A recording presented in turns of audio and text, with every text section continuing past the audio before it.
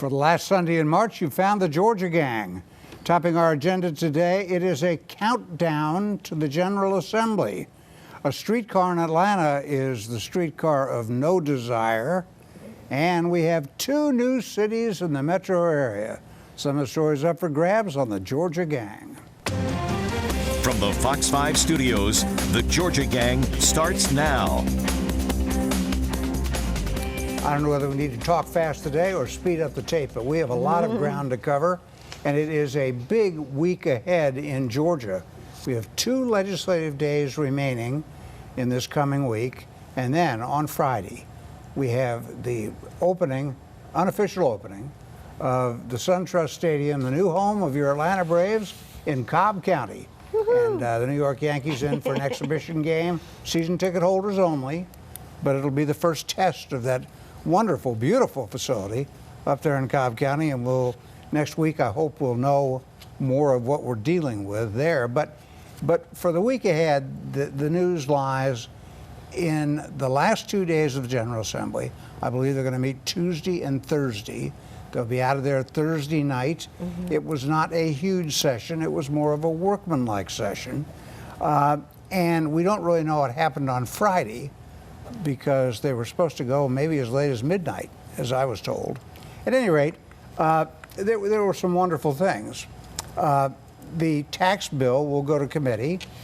And Phil, you made the point to me, the bill in question taxes internet sales and some other things, but the main thing is it drops the top income tax rate, making it more toward a flat rate tax, something Jeff Dickerson and I campaigned for years as editorialists. Well, that's right. And I think not just Republicans, but a lot of people like to have flatter tax. And, except the governor. Well, except the governor. He is worried, and he's obviously, I'm trying to look at both sides here, he's obviously proud of his record. He's proud of the big reserve fund that he's built for his successor, and all that's very good and commendable. He's just nervous about the revenues, as we know. Right. But I think that it's a shame this couldn't have been figured out in January when we started our legislative session, because I think we could get away with some phased-in flatter taxes. I agree, and I think that if there had been some sort of plan with the governor, they could have come up with some revenue neutral strategy. They had enough studies. They've had lots of stuff. Well, and this is not a new issue. I mean, how many times have we visited this year after year after year, right? And so maybe if there had been a little bit more coordination between the executive and the legislature early on, probably would have come up with some revenue neutral things or some other ways to make sure that there wasn't a hit. But I think that the governor's probably rightfully concerned. Well, the other concern, too, has to do with the volatility of the economy and how it can go up and down, without much warning, and that it causes grave concern and about I agree with you, because I think Governor Deal governed through that great recession. He knows how volatile this can be. Welcome back, by the way. We're glad you're here. Big smile on your face. That's excellent. One other part of that tax bill worth mentioning, there is a large tax, if it stays in the bill, on people who buy used cars, because they will pay the tax on the sale price, not on the book price. Right, that's been a big fight this past week. And we'll see how that comes out. One bill that I've watched, and I must admit I don't fully understand it, there's an adoption bill in the state Senate, I think it started. It's been kicked around. And it shouldn't be controversial. Georgia's got this huge and growing number of children in foster care who need permanent homes. Right. 700 a year opt out or grow out of it because they have not been placed. Right. And so a simple little amendment to see to it that private adoption groups have control over where they place children. For example, churches, if they are opposed to placing children with homosexual couples, they don't have to do it. That's the amendment. And boy, Governor Deal doesn't like that one either. I understand the Religious Freedom Restoration Act debate. When it comes to adoption, with private institutions, and religious institutions, why does the state want to get involved in that? Because the children are wards of the state, and they have a responsibility to those kids, and they probably would like to see them in adoptive homes in a non-discriminatory fashion. So But can't you do both? Can't you respect a private institution, but if someone else wants to go to another institution, they can be placed there? You know, the conversation is perilously close to religious like freedom. that, And going It back is. It to is. North Carolina, I mean, that's really what we're talking about. No more Super Bowls. So replace a religious institution, for instance, with that restaurant that doesn't want Yes. to. You Serve see what I'm black saying? people. Go to And it's another one that not. will. I That's think not that it's good. just getting that foot in the door here in Georgia, and that's what the Well, you attempt have to is. balance people's rights, and that's what you're pointing out. That's what it makes me very uneasy that a religious group. My family has a lot of personal experience with adoption through religious agencies, and they ought to be able to act on their faith as they do this good work. And if so, I don't. Again, it makes me uneasy. The governor obviously doesn't want it. Now, some other things that have passed into law, by the way, as soon as the governor signs them, we are going to be able to buy your beer at your craft brewery, your liquor at your craft distillery. And so those two things are done. And Phil Kent is on the verge of scoring a major victory. It appears that fantasy sports betting, it's interesting that Phil's the one interested in it, not me. It looks like it might make its way through. That's right. Tom Representative Glavine, the old crafty Yeah. left-hander, Right. pitching for it. Right. Representative The Trey Braves. Kelly has had his bill, and I said last year, you all heard me on the show, I reprimanded the legislature last year. It's a huge source for tax revenue, Right. and they never touched it a year ago, so And we're maybe somebody listening was to you. listening to Tom me. Glavine said it's a game of skill, Well, not this gambling. is the big debate. This is Yeah. the big debate. Is it a game of skill or is it gambling? Now, we could debate this for the rest of the show, but all I'm going to say is what I don't like is this is being broadcast on Sunday. It goes into the general fund, all of these revenues. It's not dedicated to anything. Now, if we're all in favor of preserving the Hope Scholarship should and go to the funding lottery. pre-K, it should go to the pre-K or, Alexis, I know you'll agree with me, or to needs-based, right, Jeff? To a needs-based scholarship program that we need. Why wasn't it dedicated You know, to that's that? the exact same argument that we had 25, 30 years ago, whenever it was for the lottery. You Right. remember Sure, that? and Whether or not and it this should go should into go the toward the general lottery. fund, or whether it should Right. be. No, this Dedicated. needs to go to the lottery. Whether it Right. should be Let's dedicated. squeeze in two. We're kind of running out of time. Alexis, to you, it looks like the legislature has clipped the wings of Fulton County Tax Commissioner Arthur Ferdinand. He gets 50 cents on every house or property sold, and he makes a lot of money. I guess those days are gone. I guess so. Does he keep his It job? was good while it lasted. I'm sure he'll keep his job, but the next guy may not be as interested. That's Well, right. wasn't he the highest paid official in in the whole Georgia? state, Exactly. right? It was wrong. Real quick, So too. putting out his resume probably won't do him any good. No. Real quick, too, keep an eye on this bill that I think is very where I was important going. for public safety, and that is a bill to allow the GBI to work with the feds on their database on these truly criminal illegal aliens, so we know what's going on. All right, when we come back, if you happen to be watching some national television this week, you may have seen that on Wheel of Fortune, one of the cues was a streetcar and then N-A blank E-D named Desire. And the person on the show selected the letter K, a streetcar naked Desire. We know one thing for sure. In Atlanta, this is a streetcar named No Desire. We'll tell you about it when we come back. Have a question or comment for the Georgia Gang? Visit their website at fox5atlanta.com.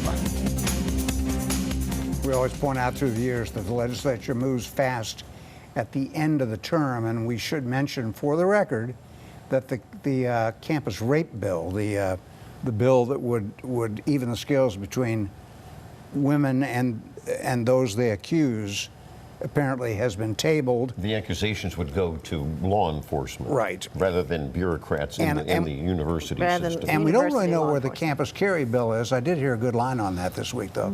Somebody said, what's the end game on this campus carry thing? How far are we going to go with this? You know, I think we all agree on one thing. All of this is wide open right up to Thursday night. The end, sine die, goes to midnight. Well, Anything can happen with any of these bills except that are that having in do the you know what- committee meeting on do Thursday, you know though, what they said they were pulling someone that. said, what's the end game on this campus carry thing? What is How that? far do we go with this? And one of the state senators said, well, we give every newborn a gun. Why not? Okay. All right, let's turn toward local issues. Who was that liberal that said that? I don't know, but it's a funny line because really the bill does seem to expand every time you turn around. All right, the Atlanta streetcar, it's behind us sometimes. I don't know if it's, yeah, there it is, right there, the Atlanta streetcar. Oh my gosh, this is so much worse than any of us ever thought. So, Alexis, nobody rides it. Nobody pays for it. The thing covers 5% of its expenses, and the city wants to expand it. Well, what are we thinking? Well, it needs to be expanded to go somewhere so people will ride it, and that's part of the issue. Oh, it so when has we a built limited. it, we didn't. It has a limited distance. I see. Yeah, So- yeah, it's kind of like building MARTA and just having one stop or two stops. You're not going to get a lot of ridership because it doesn't go very far.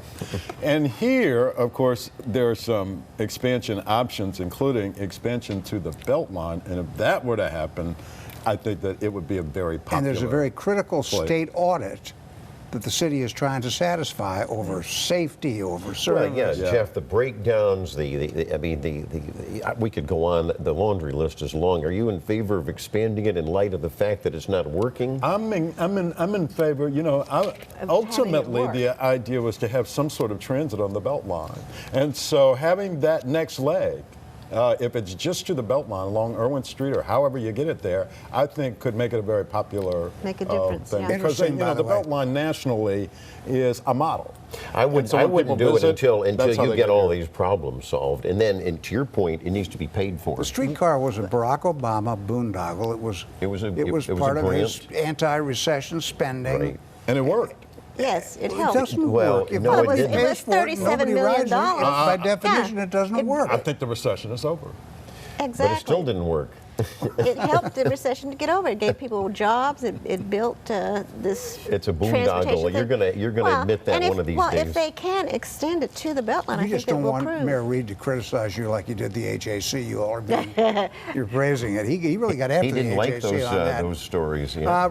As to the corruption situation at City Hall, we should note for the record that Shanderick Barnes, I just love saying that guy's name, Shanderick Barnes was indicted by a Fulton County grand jury for throwing dead rats and bricks on the porch of Arthur E.R. Mitchell. E.R. Mitchell. Well, I was going to say contractor. Arthur Ferdinand, that's a different issue. Yes, E.R. Mitchell. We just say that for the record. And in DeKalb County, we didn't get this last week, but Vernon Jones, the old friend of ours, wants to kill the County Ethics Commission. Looks like he's not going to get a chance to do it. However, the courts are going to take care His of that. position is that he wants to have a more comprehensive bill. Right. In Clayton County, the sheriff, Victor Hill, his law enforcement certification has been put on probation for a year after he shot a friend of his. He shot a friend of his with showing them police safety tactics. He continues to be a disgrace, one of the worst sheriffs in the state of Georgia. Here you have another black mark for Clayton County. Very popular there, very popular sheriff. Isn't that sad? It's a sad commentary. Has a great relationship with churches and congregations throughout Clayton County. It's an irony, but it's true. He's a very popular person there. Now, Jeff, I feel your pain a little bit. The city of Stonecrest has been created. Government closer to the people. Government closest to the people. A city of 50,000. The new mayor is Jason Larry. He was kind of the fellow who pushed it to fruition. A bunch of city council posts there are going to go to runoffs. Right. Are you in that city? I can't remember. I am in that city. Congratulations. I have a neighbor who is in a runoff. Tammy Grimes is in a runoff, and Al Sharpton's candidate's in a runoff. and we're going to have we have that one, and of course in South Fulton you've got a runoff in the mayor's race, and in every council race. There are Yeah, the huge young- number of Alexis, people what do you who think of voted that? down there. Bill Young Edwards, the former Fulton County Commissioner, who claims South Fulton as his fiefdom, Right. he got like 42% of the vote, but he's in a runoff. He'll probably win with having gotten 42%. Yeah, there were Are like we just trading half a dozen one old candidates. form of government for another one with Bill Edwards? What do you think? Well, I think that is what the people of South Fulton voted for, and that's what they're going to get. So, and I think that Bill Edwards ended up being in not a gerrymandered district, if you want to call it that, but redistricting of the commission seats on Fulton County. which is how That's he how he lost. lost. That's how he That's how he lost. lost. He lost I've never been a Damodaran. fan of balkanization in the metro region, but we just keep doing it. It started in Sandy Springs, and now it continues to spread, and we have more and more government. And I think, Sandy along Springs with is it, one of the most probably more and successful more- cities in the And country. in fact, the Stonecrest model is modeled around that, so that you have lots of private contractors and not very And many you used to be in employees. favor of privatization. Well, I'll tell you what, I'm not in favor of balkanization, and I'm not in favor of government on top of government on top of government, and that's where we're going. We got Even the, one- even, in the, one- even the New in York one region. Times, even the New York Times has praised the model of Sandy Springs, where it contracts out as the model of efficiency Jeff, and tax savings. We got to get out, but Jeff, give it about 6 months, and you're going to be happy. You'll come in here every week happy, like Phil and I do, happy over his city of Sandy Springs and my cities of Dunwoody and Brookhaven. They're wonderful. They have first-class police operations, and none of them has ever raised taxes. So when we come back, It's wonderful when you can organize yourself into a rich community No, that's and have the ridiculous. money to do those kinds of you things. seen Beaufort Highway?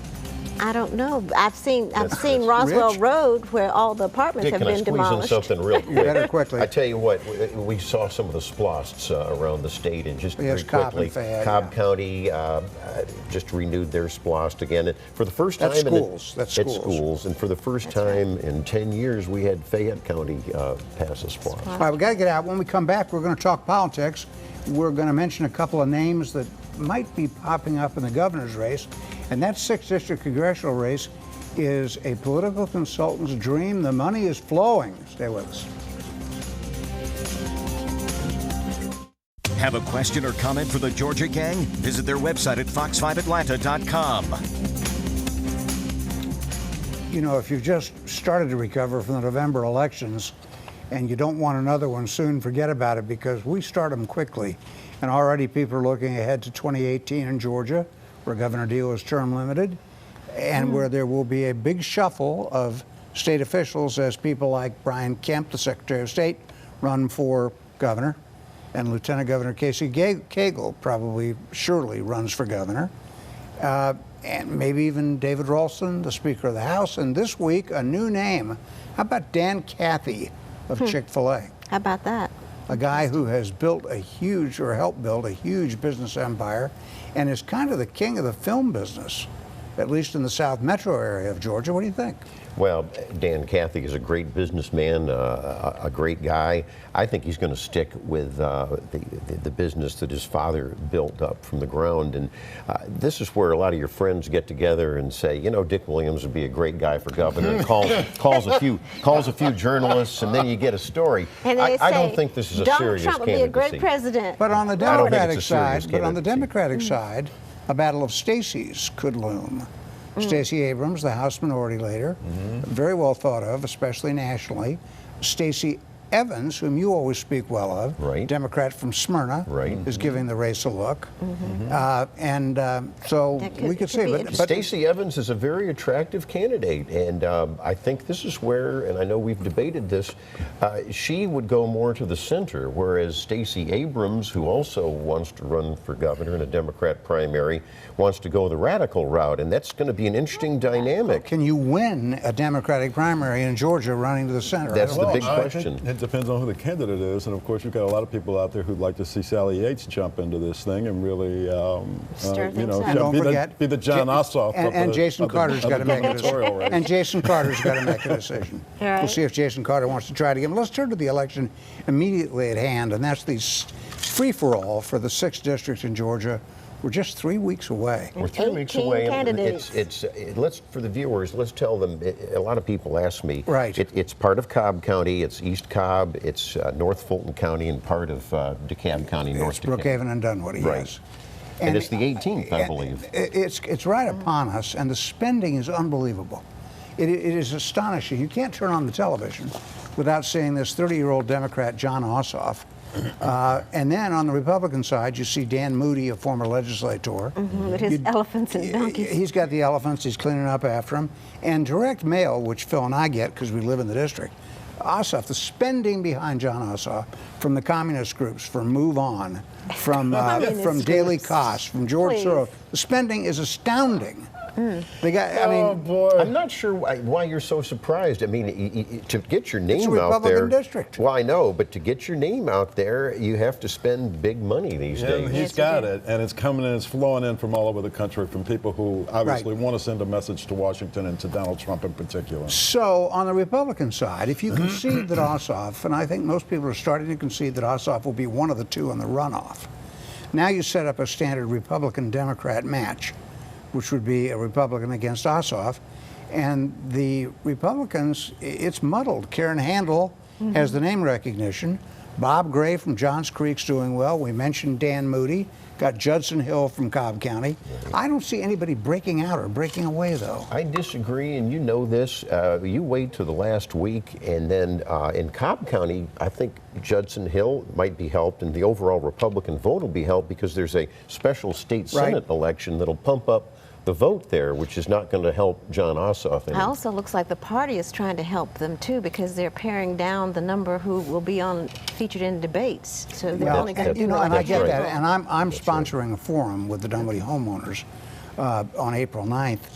And we said we can't limit this. We got to have all 18 candidates. But I don't know how much light we will shed when you have 18 people. You can't. Boy, that's a risky thing. But I didn't want to omit anyone. I think Alexis is right. I think the 6th district Republicans were correct to go with the recent polling and then have their top 5. And one more Republican, Bruce Lavelle, who's running with the active support of Donald Trump. Well, Corey with the Trump Lewandowski. people. With the Trump's Trump staying people. out of it. Well, yes. Yeah. Well, we'll see what it's going to be fun, and we'll devote a lot more time to it next week. When we return, however, we're going to anoint this week's winners and losers. Time now for the week's winners and losers. And I think we're all going to wait till the Braves open to decide about SunTrust Park. Yeah. Hope it's a winner. hope Jeffrey, so, let's right? start with you. Raphael Bostic is the Federal Reserve System attempts to diversify a little bit. It hasn't done much of that in the past. It's the first African American who will lead the Atlanta Federal Reserve Bank, and hats off to him. And my loser has got to be the American Health Care Act. It didn't get very far with Republicans, of all people, in the attempt to repeal Obamacare is still in the works. We don't know. Yeah, we don't know how that happened. Yeah. Alexis. Okay, I'm going to congratulate the Mays High School Lady Raiders. They're the state basketball champs. And Carol Anderson at Emory University historian has won the National Book Critics Circle Award for criticism for her book White Rage, The Unspoken Truth of Our Racial Divide. And then Sadie Mae's Health and Rehab Center celebrated its, 70th, I read 80th about, anniversary. I read about that book, White Rage. Mm-hmm. Please, it just never stops. That's Phil, go an ahead. experience. Well, I've got There's some right there. I've got several winners. Sorry. I got several winners. Sonny Perdue, he's a white guy. You may not like him, but our former governor are going to be our new agriculture secretary.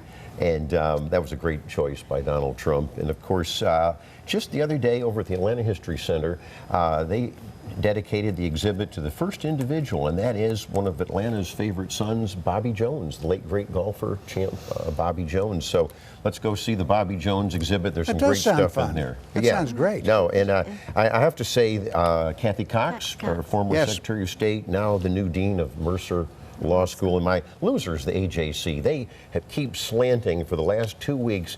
Every illegal immigrant sob story you ever want to hear, it's always on the front page. And Next comes never every ending. health care victim. Don't worry, they'll do it. Let me begin by praising Randy Travis and the Fox 5 I-Team. They did an investigation of recruiting in high schools, transfers, and Grayson High School won the state big class football championship this fall using 5 transfer athletes. And finally, the GHSA, the state organization, is going to look into the transfer of a kid from Newton County. And speaking of the Georgia High School Association and Georgia Public Broadcasting, GPB didn't televise this year's state basketball championships. It's an outrage. I mean, I know we're a football state, but really? come on, GPB, the taxpayers are paying you well. Right. Let's broadcast that basketball. And on basketball, a friend of mine, Carter Wilson from Decatur, longtime athletic director of the schools there, one of basketball's true gentlemen, has made me sad. He's retired. He's only 62. He can't do that. No, it's too young. Carter Wilson, coach, athletic director, administrator, great man. And the Atlanta Hawks, Uh-oh. well, 5 in a row as we tape. Yikes. So much for that playoff deal. All right, see you next week on the Georgia Gang.